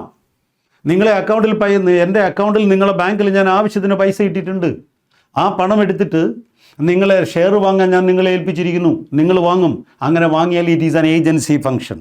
കാരണം നിങ്ങളെ സംബന്ധിച്ചിടത്തോളം നിങ്ങൾ ഷെയർ പർച്ചേസ് ചെയ്യുന്നതും ഷെയർ വിൽക്കുന്നതും on behalf of the customer, അത് കസ്റ്റമർക്ക് വേണ്ടിയിട്ടാണ്. ഏജൻ്റ് എന്ന് പറഞ്ഞാൽ ആരാ? ഏജൻ്റ് എന്ന് പറയുമ്പോൾ one who works for another, മറ്റൊരുവന് വേണ്ടി ജോലി ചെയ്യുന്നയാളിനെയാണ് ഏജൻ്റ് എന്ന് വിളിക്കുക. മറ്റൊരാളിന് വേണ്ടി ജോലി ചെയ്യുന്നയാളാണ് ഏജൻറ്റ്. അങ്ങനെയാണെങ്കിൽ ഇവിടെ ബാങ്ക് ഒരു ഏജൻ്റ് അല്ലേ? എനിക്ക് വേണ്ടി ഷെയർ വാങ്ങുന്നു, അത് ബാങ്ക് ഏജൻറ്റ്. ഇനി ഒരാളെ ഏജൻ്റായിട്ട് അപ്പോയിൻ്റ് ചെയ്തത് ആരാണ്? അയാളെയാണ് പ്രിൻസിപ്പൽ എന്ന് പറയാം. പ്രിൻസിപ്പൽ എന്ന് പറയുന്നത് the person who appoints another person as is agent. മറ്റൊരാളിനെ ഏജൻ്റായി അപ്പോയിൻ്റ് ചെയ്യുന്ന ആളിനെയാണ് പ്രിൻസിപ്പൽ എന്ന് പറയാം. അപ്പോൾ ഒരു കാര്യം ഉറപ്പാണ്, നിങ്ങൾ ഏജൻ്റ് ആണെങ്കിൽ ഞാൻ പ്രിൻസിപ്പൽ, നേരത്തെ ഞാൻ പറഞ്ഞ പോലെ അല്ലേ? നിങ്ങൾ ഏജൻ്റ് ആണോ? അങ്ങനെയാണെങ്കിൽ ഞാൻ പ്രിൻസിപ്പലാണ്. അപ്പോൾ ബാങ്കിനോട് നമ്മൾ പറഞ്ഞിരിക്കുന്നു, നമുക്ക് വേണ്ടി ഷെയറോ മറ്റ് സെക്യൂരിറ്റീസോ വാങ്ങാൻ ബാങ്കിനെ ഏൽപ്പിച്ചിരിക്കുന്നു. അപ്പോൾ bank will purchase shares and other securities on behalf of the customer. കസ്റ്റമർക്ക് വേണ്ടി ബാങ്ക് ഇതൊക്കെ വാങ്ങും. അങ്ങനെ വാങ്ങിയാൽ ബാങ്ക് ഏജൻ്റ് ആയിരിക്കും. അല്ലെങ്കിൽ നിങ്ങളത് ഞാൻ പറഞ്ഞത് കസ്റ്റമർ പ്രിൻസിപ്പലായിരിക്കും. അപ്പം ഞാൻ പറഞ്ഞു, ഏതെങ്കിലും സ്റ്റാൻഡിങ് ഇൻസ്ട്രക്ഷൻസ് എക്സിക്യൂട്ട് ചെയ്താൽ നിർദ്ദേശങ്ങൾ ഏതെങ്കിലും നിർദ്ദേശം അനുസരിച്ച് പ്രവർത്തിക്കുമെന്ന് പറഞ്ഞാൽ എനിക്ക് വേണ്ട ഡിവിഡൻഡ് കളക്ട് ചെയ്യുക, എൻ്റെ വാടക കൊടുക്കുക, ഇലക്ട്രിസിറ്റി ബിൽ അടയ്ക്കുക, എൻ്റെ ഇൻഷുറൻസ് പ്രീമിയം അടയ്ക്കുക, അതൊക്കെ നേരത്തെ ഞാൻ എഴുതി കൊടുത്തിട്ടുണ്ട് ഇതൊക്കെ ചെയ്യാൻ. അതനുസരിച്ച് ചെയ്യുന്നത് ഏജൻസി ഫംഗ്ഷനാണ്. അപ്പോൾ ബാങ്ക് ഏജൻ്റാണ്, കസ്റ്റമർ പ്രിൻസിപ്പലാണ്. കസ്റ്റമർക്ക് വേണ്ടി എന്തെങ്കിലും ഷെയറോ ഡിബഞ്ചറോ ഒക്കെ വാങ്ങാൻ ഏൽപ്പിച്ചിട്ടുണ്ടെങ്കിൽ bank will purchase shares and debentures on behalf of the customer. In these case also bank will function perform an agency function. ഇവിടെയും ബാങ്ക് ചെയ്യുന്ന ഒരു ഏജൻസി ഫംഗ്ഷനാണ്. Here bank is the agent and customer is the principal. Then അടുത്ത നോക്കിയേ, money deposited but instruction not given for the its disposal. നിങ്ങൾ ബാങ്കിൽ കൊണ്ട് കുറേ പണം ഇട്ടിട്ടുണ്ട്, കേൾക്കുക. പണം നിങ്ങൾ ബാങ്കിൽ ഡെപ്പോസിറ്റ് ചെയ്തു. പക്ഷേ അത് ഫിക്സഡ് ഡെപ്പോസിറ്റ് ആണോ? അല്ല. അത് സേവിങ്സിലാണോ? അല്ല. കറണ്ട് ആണോ? അല്ല. കാരണം കറണ്ടിലാണെങ്കിൽ അതിൻ്റെ ഡിസ്പോസൽ അവിടെ ഉണ്ടല്ലോ. എങ്ങനെ? കറണ്ടിലാണ് പണം ഇടുന്നതെങ്കിൽ എപ്പോഴും വേണമെങ്കിലും എടുക്കാം. സേവിങ്സ് ആണെങ്കിൽ വേറൊരു തരത്തിൽ, ഫിക്സഡ് ആണെങ്കിൽ അത് മെച്ചുവർ ആകുമ്പോഴേ എടുക്കാൻ പറ്റൂ. അങ്ങനെയൊക്കെയാണ്. ഇതങ്ങനെയില്ല. പണം നിങ്ങൾ ബാങ്കിൽ ഡെപ്പോസിറ്റ് ചെയ്തു, അതിൻ്റെ വിനിയോഗം എങ്ങനെയാണെന്ന് ഇതുവരെ പറഞ്ഞിട്ടില്ല. എന്ന് പറഞ്ഞാൽ ബാങ്ക് അത് സസ്പെൻസ് പോലെയുള്ള അക്കൗണ്ടിലൊക്കെ വെച്ചിരിക്കുകയാണ്. അങ്ങനെ അക്കൗണ്ട് ഉണ്ടല്ലോ, തൽക്കാലത്തേക്ക് മെയിൻറ്റെയിൻ ചെയ്യും. പിന്നെ കസ്റ്റമറുടെ ഇൻറ്റിമേഷൻ വന്നതിന് ശേഷം നമ്മൾ അതെന്തോട്ട് എങ്ങനെ മാറ്റണോ അങ്ങനെ ചെയ്യും. അങ്ങനെ ചെയ്യാം. അല്ലാതെ കുറേ പൈസ കിട്ടിയാൽ ഉടനെ അയാൾ FD-യിലാക്കണം, SB-യിലാക്കണമെന്നില്ല. അപ്പോൾ കുറേ പണം ഒരാൾ ബാങ്കിൽ ഡെപ്പോസിറ്റ് ചെയ്തു, but the instruction four its disposal is in pending. ഈ പണം എങ്ങനെ ഉപയോഗിക്കും, എങ്ങനെ വിനിയോഗിക്കണമെന്ന് അയാൾ ഇതുവരെ പറഞ്ഞിട്ടില്ല. അപ്പോൾ നിങ്ങൾ അറിയേണ്ട, ബാങ്ക് ഈ കാശുമായിട്ടിരിക്കുക. ബാങ്കിന് പണം കിട്ടിയിട്ടുണ്ട്, കുറേ പണം ബാങ്കിനുണ്ട്. ഈ പണം എന്ത് ചെയ്യണമെന്ന് അയാൾ പറഞ്ഞിട്ടില്ല. അപ്പോൾ ബാങ്ക് എന്ന് പറയുന്നത് ഈ പണത്തിൻ്റെ സൂക്ഷിപ്പുകാരൻ മാത്രമാണ്. ബാങ്ക് ഈ പണത്തിൻ്റെ ട്രസ്റ്റിയാണ്. അപ്പോൾ നമ്മൾ ബാങ്ക് ട്രസ്റ്റി ആണെങ്കിൽ കസ്റ്റമർ ബെനഫിഷ്യറി ആയിരിക്കും. അപ്പോൾ അവിടെ അത് തന്നെയാണ് പറഞ്ഞത്, money deposited but the instruction not given for its disposal. പണം ബാങ്കിൽ ഡെപ്പോസിറ്റ് ചെയ്തു, പക്ഷേ ഈ പണം എങ്ങനെ ഉപയോഗിക്കണമെന്ന് പറഞ്ഞിട്ടില്ല. അങ്ങനെ പറയാത്തിടത്തോളം കാലം ബാങ്ക് ഈ പണം ഇങ്ങനെ വെച്ചുകൊണ്ടിരിക്കും. On behalf of the customer, കസ്റ്റമർക്ക് വേണ്ടി ഇത് വെച്ചിരിക്കും. എന്ത് ചെയ്യണമെന്ന് പറഞ്ഞിട്ടില്ലല്ലോ. അത് ഒരു പ്രത്യേക അക്കൗണ്ടിൽ, സസ്പെൻസ് പോലുള്ള ഒരു അക്കൗണ്ടിൽ അതിങ്ങനെ മെയിൻറ്റെയിൻ ചെയ്യും. അല്ലാതെ എന്ത് വേണമെന്ന് പറഞ്ഞിട്ടില്ലാത്തത് കൊണ്ട് ഇങ്ങനെ മെയിൻറ്റെയിൻ ചെയ്താൽ ബാങ്ക് നമ്മളെ പണം സൂക്ഷിക്കുന്നയാൾ ട്രസ്റ്റി, നിങ്ങൾ ആ പണത്തിൻ്റെ ബെനഫിഷ്യറി. ബാങ്ക് നിങ്ങളെ തന്നെ പണം കടം വാങ്ങിയതല്ല. നിങ്ങളവിടെ പണം കൊണ്ടുവച്ചിട്ട് ഒരു പ്രത്യേക ആവശ്യമാണ്. ഞാൻ പറയട്ടെ, ഞാൻ എന്ത് വേണമെന്ന് ഞാൻ പറയാം. നിങ്ങൾ എൻ്റെ കയ്യിൽ ഒരു 50,000 രൂപ തന്നിട്ട് പറയാം, സാറേ ഇത് കയ്യിലിരിക്കട്ടെ, എന്ത് ചെയ്യണമെന്ന് ഞാൻ പറയാം. ഈ പണത്തിന് ഞാൻ നിങ്ങൾക്ക് പലിശ തരണ്ടല്ലോ. ഈ പണം ഞാൻ നിങ്ങളെ നിന്ന് കടം വാങ്ങിയതല്ലല്ലോ. ഈ പണം ഞാൻ എടുത്ത് വേറൊരാളിന് കൊടുക്കാനും വിനിയോഗിക്കാനും എനിക്ക് പറ്റില്ല. കാരണം നിങ്ങൾ എൻ്റെ അടുത്ത് അത് എങ്ങനെ വിനിയോഗിക്കണമെന്ന് പറഞ്ഞിട്ടില്ല. ഈ പണത്തിൻ്റെ വെറും ഒരു സൂക്ഷിപ്പുകാരൻ മാത്രമാണ് ഞാൻ. അപ്പോൾ in these case bank will act as a trustee, therefore customer is a beneficiary. Bank ട്രസ്റ്റിയും കസ്റ്റമർ ബെനഫിഷ്യറിയുമാണ്. അടുത്ത് നോക്കിയേ, ആർട്ടിക്കിൾസ് ലെഫ്റ്റ് നെഗ്ലിജൻ്റ്ലി അല്ലെങ്കിൽ articles left by mistake. Articles left, ഇതൊക്കെ ചോദിക്കാവുന്നതാണ്. ആർട്ടിക്കിൾസ് ലെഫ്റ്റ് ബൈ മിസ്റ്റേക്ക്, ബാക്കിയുള്ളതൊന്നും സാധ്യതയില്ല എന്നല്ല. ആർട്ടിക്കിൾസ് ലെഫ്റ്റ് ബൈ മിസ്റ്റേക്ക് എന്ന് പറഞ്ഞാൽ, ഓർ ആർട്ടിക്കിൾസ് ലെഫ്റ്റ് നെഗ്ലിജൻ്റ്ലി. നിങ്ങൾ ബാങ്കിൽ പോയി എന്തോ ചെക്ക് മാറാനോ അല്ലെങ്കിൽ പണം ഇടാനോ എന്തിനോ ബാങ്കിൽ പോയിട്ട് നിങ്ങൾ തിരിച്ച് ഇനി വീട്ടിൽ പോരുന്നു. പക്ഷേ വീട്ടിൽ വന്ന് നോക്കിയപ്പോഴാണ് ഒരു കമ്മൽ കാണുന്നില്ല. 2 കമ്മലും ഉണ്ടായിരുന്നു, ഒരെണ്ണം കാണുന്നില്ല. അപ്പോൾ നമ്മൾ ആ കമ്മലൊരെണ്ണം നഷ്ടപ്പെട്ടു പോയി. അതൊരു പക്ഷേ ബാങ്ക് പ്രീമിസസിലാവാം, എവിടെയാണ് നമുക്ക് അറിഞ്ഞൂടാ. അങ്ങനെ നമ്മൾ വീട്ടിൽ നിന്ന് ഇങ്ങനെ തിരക്കി ഇറങ്ങിപ്പോൾ ഒരു അമ്മൂമ്മ ചോദിച്ചു, എന്താ മോളെ ഇങ്ങനെ നോക്കി ഇങ്ങനെ പോന്നേ, വല്ലതും കളഞ്ഞു പോയോ? നമ്മൾ പറഞ്ഞു, ഒരു കമ്മൽ കണ്ടില്ല മച്ചി, അതാ കാര്യം. അവർ പറഞ്ഞു, ആ ബാങ്കിൻ്റെ പറമ്പിലൊരു കമ്മൽ കിടന്നു, എൻ്റെ വരാന്തയിൽ കമ്മൽ കിടന്നു, അത് അവിടെ നിന്ന് ഒരു അപ്പൂപ്പേനെടുത്ത് മാനേരെ ഏൽപ്പിച്ചിട്ടുണ്ട്, എങ്ങനെ കയ്യിലുണ്ട് എന്ന് പറഞ്ഞു. നിങ്ങൾ ഓടിപ്പിടിച്ച് മാനേരെ എടുത്തു വന്നു. അപ്പം മാനേര് നിങ്ങളോട് പറഞ്ഞേ, ഒരു കമ്മൽ ഇവിടെ കിട്ടിയിട്ടുണ്ട്, അതിനായോ? പക്ഷേ അതിപ്പോൾ തരത്തില്ല. നിങ്ങൾ ചോദിച്ചു, അതെന്താ സാറേ തരാത്തേ? ഇവിടുന്ന് എടുത്ത ഒരു ലോൺ ഉണ്ടല്ലോ, അത് ഇതുവരെ തിരിച്ചടച്ചിട്ടില്ല. ഈ കമ്മൽ വിറ്റ് ഞാൻ അതിലങ്ങ് അടയ്ക്കാൻ പോവാം. ഇത് മാനേജർ പറയരുത്, മാനേജർ അങ്ങനെ മിണ്ടരുത്. ഇതിനകത്ത് ഈ കസ്റ്റമറുടെ കയ്യിൽ നിന്ന് ബാങ്കിൽ എവിടെയോ കളഞ്ഞു, അത് മാനേജർക്ക് ഇത് കിട്ടിയില്ലെങ്കിൽ പ്രശ്നമില്ല. ഈ കളഞ്ഞുപോയ സാധനം മാനേജർക്ക് കിട്ടിയിട്ടുണ്ട് എങ്കിൽ manager will act as a trustee. നമ്മൾ നേരത്തെ പറഞ്ഞതുപോലെ പണം കൊണ്ടിട്ടു ബാങ്കിൽ, എന്ത് ചെയ്യണമെന്ന് പറഞ്ഞിട്ടില്ല. Bank will act as a trustee. Bank ആ പണത്തിൻ്റെ സൂക്ഷിപ്പുകാരൻ മാത്രമാണ്. On behalf of the customer, കസ്റ്റമർക്ക് വേണ്ടിയേ സൂക്ഷിക്കുന്നു.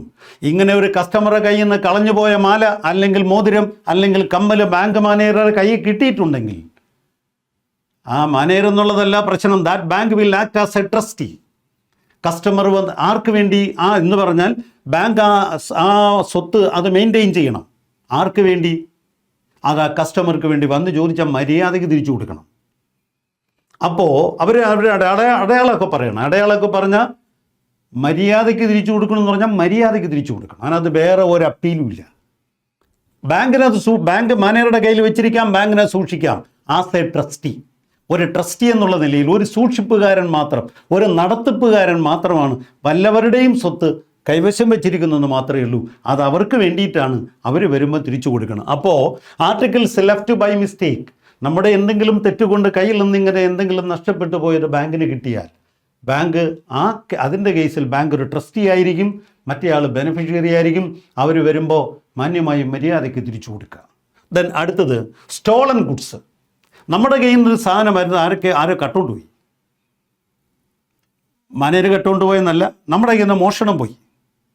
ഈ സാധനം ബാങ്കിന് കിട്ടി. അതും ഇതേപോലെ തന്നെയാണ്. നമ്മൾ അറിഞ്ഞു, നമ്മളെ ഇന്ന് നഷ്ടപ്പെട്ടു പോയ സാധനം അത് ബാങ്കിന് കിട്ടിയിട്ടുണ്ട്. അതിന്മേൽ ബാങ്കിനൊന്നും ചെയ്യാൻ പറ്റില്ല. നമ്മൾ ചോദിച്ചാൽ സാധനം തിരിച്ചു തരണം. അതുകൊണ്ടാണ് ഈ മോഷ്ടിച്ചൊക്കെ കൊണ്ടുവന്ന പണയം വെച്ചിട്ടൊക്കെ പോവുമല്ലോ ബാങ്കിൽ. അത് മോഷ്ടാവിനെ പിടിച്ചുകൊണ്ട് ഇവിടെ പണയം വെച്ചെന്ന് പറഞ്ഞാൽ മാന്യമായി പാട്ടും പാടിക്കൊണ്ട് തിരിച്ചു കൊടുക്കും. പിന്നെ അവൻ ഇത്ര രൂപ എൻ്റെ നിന്ന് വാങ്ങിയാരെന്ന് പറഞ്ഞാൽ അതിനൊക്കെ വേറെ കേസ്. പക്ഷേ ഈ സംഭവം തിരിച്ചു കൊടുക്കണം. കാരണം അത് മോഷ്ടിക്കപ്പെട്ട സാധനമാണ്. മോഷണം നടത്തിയ സാധനം ബാങ്കിന് കിട്ടിയിട്ടുണ്ടെങ്കിൽ bank will act as a trustee. Bank ആ സ്വത്തിൻ്റെ കേസിൽ, ആ സാധനത്തിൻ്റെ കേസിൽ ഒരു ട്രസ്റ്റിയായി പ്രവർത്തിക്കണം. ഉടമസ്ഥൻ വരുമ്പം തിരിച്ചു കൊടുക്കാനുള്ള ബാധ്യത ബാങ്കിനുണ്ട്. അപ്പോൾ ഇത് രണ്ടും നോക്കിയേ. ആർട്ടിക്കിൾസ് ലെഫ്റ്റ് ബൈ മിസ്റ്റേക്ക് അല്ലെങ്കിൽ സ്റ്റോളൻ ഗുഡ്സ്. നമ്മുടെ കയ്യിൽ നിന്ന് ഏതെങ്കിലും ഒരെണ്ണ സാധനം ഇങ്ങനെ നഷ്ടപ്പെട്ട് അല്ലെങ്കിൽ ആരെങ്കിലും മോഷ്ടിക്കപ്പെട്ടിട്ടുണ്ടെങ്കിൽ ആ സാധനം ബാങ്കിന് ആരെങ്കിലും നാട്ടുകാരെങ്കിലും എടുത്തുണ്ടെങ്കിൽ ബാങ്ക് മറുപടി പറയണമെന്നല്ല ഞാൻ പറഞ്ഞത്. അങ്ങനെ നമ്മുടെ കയ്യിൽ നിന്ന് മോഷ്ടിക്കപ്പെട്ട സാധനം ബാങ്കിന് കിട്ടിയിട്ടുണ്ടെങ്കിൽ ഉറപ്പായും ബാങ്ക് അത് നമുക്ക് തരാനായി സൂക്ഷിക്കണം, നമുക്ക് തരാനായി വെക്കണം. നമ്മൾ ചോദിച്ചാൽ തരണം. നമ്മൾ ചോദിക്കുന്നത് വരെ ബാങ്ക് ആ സാധനത്തിൻ്റെ സൂക്ഷിപ്പുകാരൻ മാത്രമായിരിക്കും. ബാങ്ക് ഒരു ട്രസ്റ്റി ആയിരിക്കും. അടുത്തത് ഷെയർസ് ഗിവൺ ഫോർ സെയിൽ. നമ്മൾ നേരത്തെ പറഞ്ഞല്ലോ, ഷെയറോ സെക്യൂരിറ്റീസോ വാങ്ങുന്നു എന്ന് പറയുമ്പോൾ അതൊരു ഏജൻസി ഫംഗ്ഷനാണ്. ഇവിടെ അത് തന്നെ. നമ്മൾ കുറേ ഷെയർ ബാങ്കിനെ ഏൽപ്പിച്ച് നമ്മൾ പറഞ്ഞു നമ്മളിൽ കുറേ ഷെയർ ഉണ്ട്, അത് വിൽക്കാൻ നമുക്ക് സമ്മതമാണ്, അത് വിറ്റ് തരണം എന്ന് ബാങ്കിനോട് ബാങ്ക് ചെയ്യും. നമ്മുടെ കൈവശമുള്ള ഷെയറുകൾ ബാങ്ക് വിൽക്കുകയാണെങ്കിൽ ബാങ്ക് ഏജൻ്റാണ്, അത് നമുക്ക് വേണ്ടി ചെയ്യുന്നത്. Bank cell the shares and other securities on behalf of the customer. അത് കസ്റ്റമർക്ക് വേണ്ടിയിട്ടാണ്. അപ്പോൾ ബാങ്ക് ഒരു ഏജൻ്റാണ്. ബാങ്ക് ഏജൻ്റ് ആണെങ്കിൽ നമ്മൾ ആരെന്ന് നമുക്കറിയാം, നമ്മൾ പ്രിൻസിപ്പലാണ്. അടുത്ത് നോക്കിയേ, മാൻഡേറ്റ്. മാൻഡേറ്റ് എന്ന് പറഞ്ഞാൽ എന്താണെന്നറിയാം? മാൻഡേറ്റ് എന്ന് പറഞ്ഞാൽ നിങ്ങൾക്കറിയാം. നിങ്ങളുടെ ബാങ്കിൽ എനിക്കൊരു അക്കൗണ്ട് ഉണ്ട്, ഒരു SBI അക്കൗണ്ട് ഉണ്ടെന്നിരിക്കട്ടെ. ഞാനാണ് ആ അക്കൗണ്ട്, എൻ്റെ പേരിലുള്ള അക്കൗണ്ടാണ്, ഞാൻ തന്നെയാണ് ഓപ്പറേറ്റ് ചെയ്യുന്നത്. പക്ഷേ ഒരു പ്രത്യേക സാഹചര്യത്തിൽ ആ അക്കൗണ്ട് ഓപ്പറേറ്റ് ചെയ്യാൻ എനിക്ക് പറ്റുന്നില്ല. ഒന്നുകിൽ ജോലി തിരക്ക്, അല്ലെങ്കിൽ ഞാൻ നാട്ടിലില്ല, എന്തോ എനിക്കത് ഓപ്പറേറ്റ് ചെയ്യാൻ പറ്റുന്നില്ല. ഞാൻ അത് ഓപ്പറേറ്റ് ചെയ്യാനുള്ള അനുവാദം എൻ്റെ ഭാര്യയ്ക്ക് കൊടുത്തു. എന്നിട്ട് ബാങ്കിനൊരു കത്തെഴുതി കൊടുത്തു. എന്താ കത്തിൽ പറഞ്ഞിരിക്കുന്നത്? ഈ അക്കൗണ്ട് എനിക്ക് വേണ്ടി ഓപ്പറേറ്റ് ചെയ്യാൻ ഞാൻ എൻ്റെ ഭാര്യയെ ചുമതലപ്പെടുത്തുന്നു, അധികാരപ്പെടുത്തുന്നു, അതിന് അനുവദിക്കേണ്ടതാണ്. ഇത് ഈസ് എ മാൻഡേറ്റ്. ഇതാണ് ഇത് മാൻഡേറ്റ് എന്ന് പറയാം. Mandate is an authoritative command to do something on behalf of the giver. ആരാണോ ഇത് കൊടുത്തിരിക്കുന്നത് അവന് വേണ്ടി എന്തെങ്കിലും ഒന്ന് ചെയ്യാൻ മറ്റുള്ളവരെ അധികാരപ്പെടുത്തുന്ന ഒരു എന്താ നമ്മൾ പറയുന്നത്, സമ്മതപത്രം. അതാണ് മാൻഡേറ്റ് എന്ന് പറയാം. ഇത് കൊടുക്കുന്നയാളിനെ നമ്മൾ മാൻഡേറ്റർ എന്ന് പറയും, കിട്ടുന്നയാളിനെ മാൻഡേറ്റി എന്ന് പറയും. ബാങ്കിനാണ് നമ്മൾ ഈ മാൻഡേറ്റ് കൊടുക്കുന്നത്. മാൻഡേറ്റ് ഒരാൾക്ക് കൊടുത്തിട്ട് അത് ബാങ്കിനെ അറിയിക്കുകയാണ്, ഇങ്ങനെ ഇന്നയാളിനെ ഞാൻ ചുമതലപ്പെടുത്തിയിട്ടുണ്ട് എന്ന് പറയുന്നു. അപ്പോൾ അവിടെ ബാങ്ക് മാൻഡേറ്റി, നമ്മൾ മാൻഡേറ്റർ. നമ്മൾ മാൻഡേറ്റ് കൊടുക്കുന്നയാളും ബാങ്കിനെ മാൻഡേറ്റി എന്ന് പറയാം, അല്ലെങ്കിൽ മാൻഡേറ്റ് ഹോൾഡർ എന്നും പറയും. അപ്പോൾ അതാണ് മാൻഡേറ്റ്. ദെൻ അപ്പോഴേ ഞാൻ ഇത്രയും കാര്യങ്ങൾ ഇന്ന് പറഞ്ഞു. എല്ലാം തീർന്നു എന്നല്ല, വളരെ പ്രധാനപ്പെട്ട ഒരു 3-4 പോർഷൻ ഇതിനകത്ത് ബാക്കിയുണ്ട്. അത് അടുത്ത ദിവസം ഞാൻ പറയാം. ഇനി തീരാനുള്ളതാണ് ഇമ്പോർട്ടൻ്റ് എന്നുള്ളതല്ല ഞാൻ പറഞ്ഞത്, പക്ഷേ ഇതുവരെ പറഞ്ഞതിനേക്കാൾ പ്രാധാന്യമുള്ളതാണ് ഇതിന് പിന്നാലെ ഉള്ളത്.